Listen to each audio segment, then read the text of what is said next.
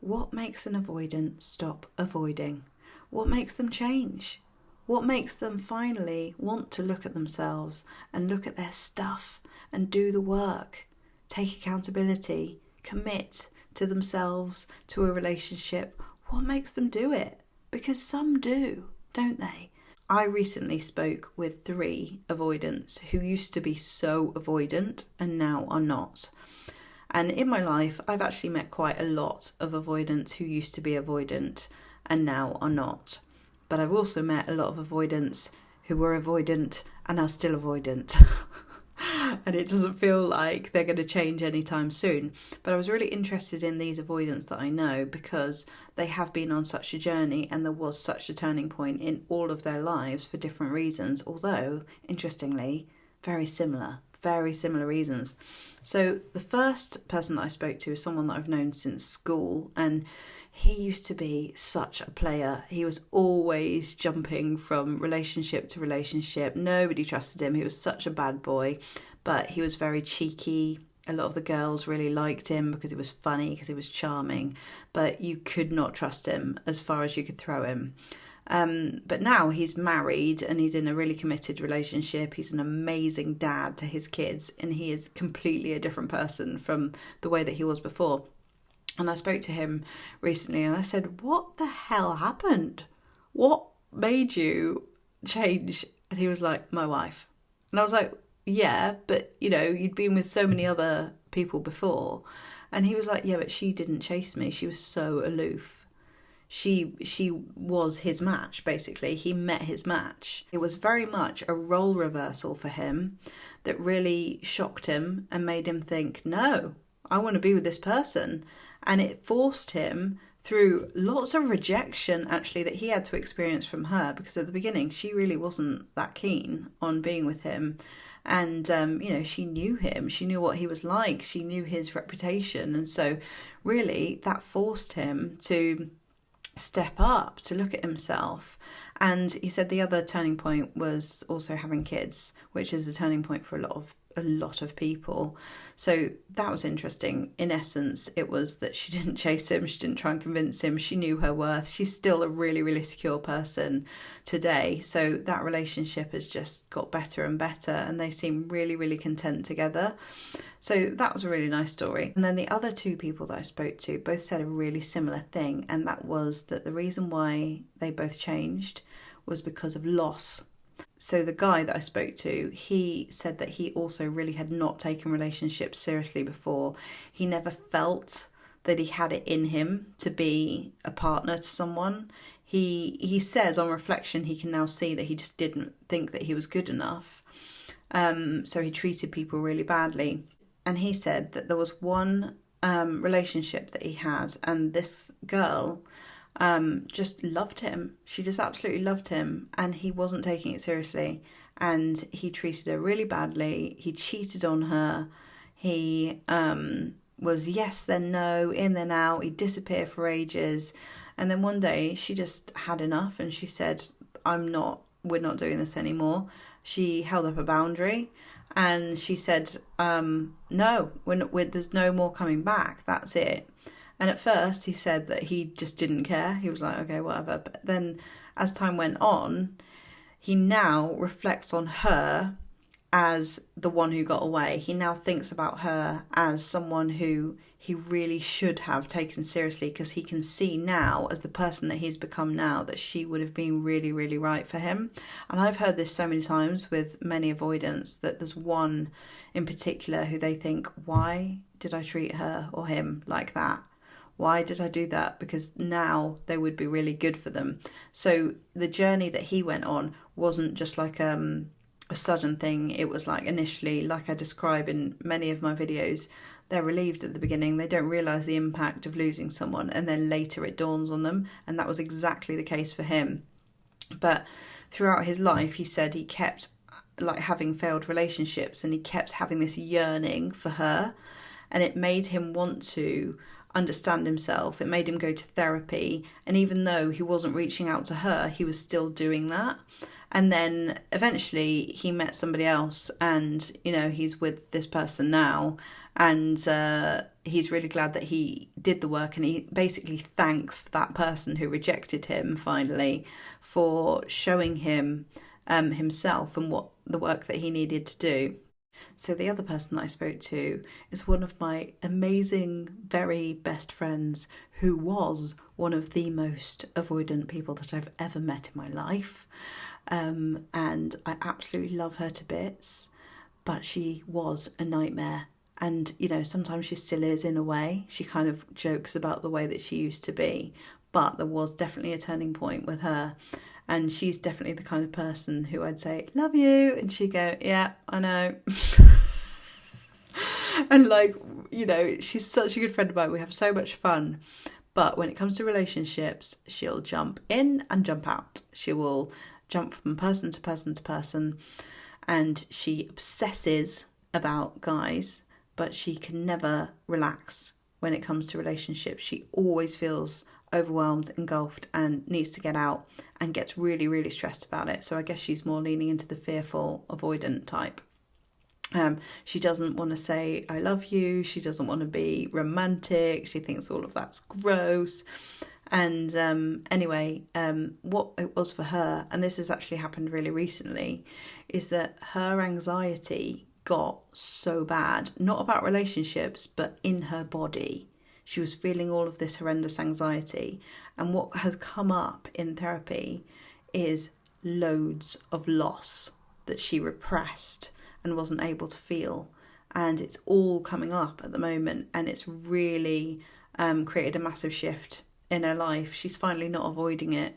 And, you know, she's not in a new relationship yet, but she will be at some point, because she's now so committed to understanding herself. It's so nice. It's like, oh my God, finally, you're finally doing it. And I've been saying this to her for years.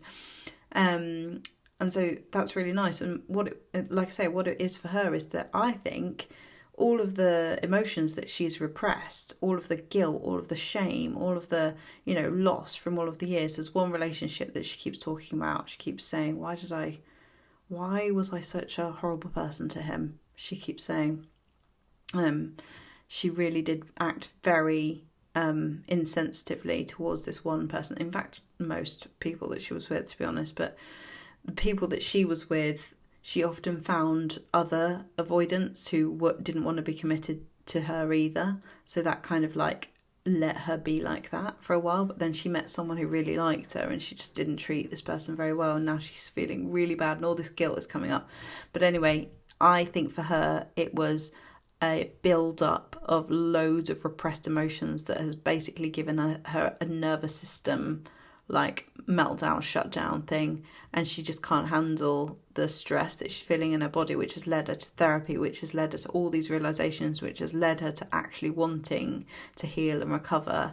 And yeah, I'm really proud of her, because this has been going on for such a long time, and she's finally doing it, and she's feeling safe doing it, and she's talking to me about it, which she's never done before. But you see, in all of these situations, there was someone being different, a change in the pattern, like shocked the first person into change, and the potential of losing this person who wasn't, you know, just falling at their feet and like making it okay for them to be like that. Basically, this person didn't enable them, did they, to stay the same.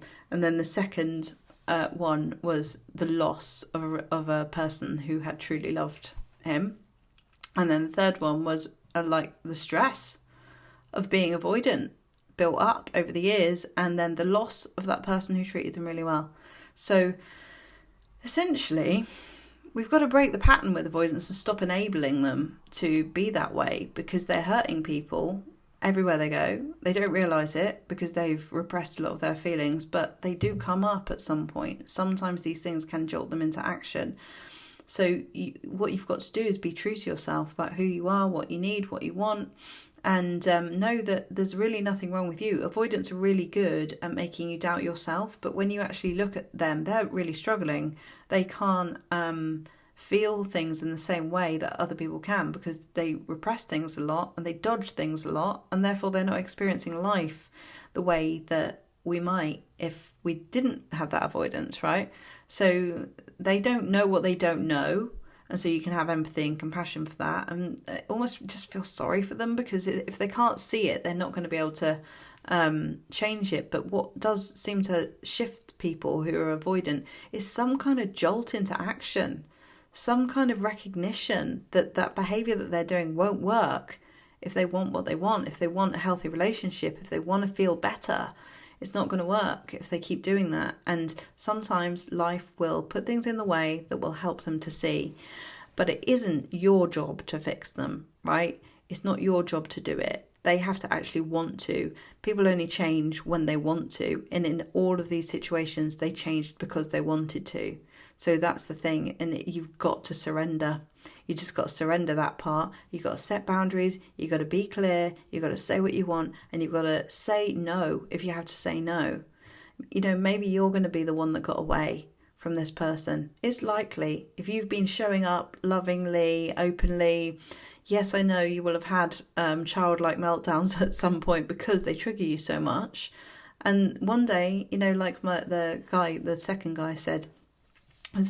first guy said that he looks back at the person. The second guy who lost that relationship. Like, he looks back at the way that she used to cry and she used to feel so rubbish about herself, and he feels terrible about it now. But, you know, we can't hang on to these things. These are just stories of like transformation and what jolted them into it, just to show you that things can change, but that in none of these cases, any of these people, the other people, were responsible for a change. It was them. They wanted to do it, and it happened to them when it was supposed to happen. What's hard about being on the other side of an avoidant is that you want some level of control. You want to feel like you have an impact on them. And these stories are inspiring because it makes you see like, oh wow, these people actually had an impact on an avoidant. Maybe I'm going to have an impact. The thing is that what you've got to do is have that impact on yourself. Like, be the person, become the person who is secure, who doesn't need to explain, to beg for love, to beg for breadcrumbs, right? You don't need to be that person. That's the person who ends up turning the head of an avoidant to create change, because avoidants feel engulfed, they feel overwhelmed when they're being asked of too much for them at that time in their life. But when they want to give it, it's a completely different energy. When they want to change, when they want to come towards you because you're not begging for it, asking for it, demanding it, trying to control the situation, they naturally feel more in line and aligned to themselves, the person that they want to be, and then they're able to step into that person that they can become. So it's not your job to fix it. But it's hard, isn't it? Whenever you really want to be that person who has that impact, but you have all these insecurities, you feel out of control because you feel like if you don't have an impact, what does that mean about you? Does it mean you're worthless? Does it mean you mean nothing? Does it mean that, you know, you haven't made a dent in their life? No, none of those things are true. But what's really important is that you get actually secure in yourself so that you know that, so that you actually feel physiologically like that. And this is what I do with my clients in my coaching and in my Heartbreak Healers Club, which is an incredible space where you're going to feel so much healing, so much more security within yourself because of the mirroring that you get from the group. The conversations help you to reflect in a way that is going to deepen that sense of confidence that actually makes you into the person that is the one that got away, you know? So if you'd like any more information about what I do, how you can join the Heartbreak Healers Club, and also remember that the self-love manual is now free. So you can download it for free. It's on my website. It's an immediate quick win.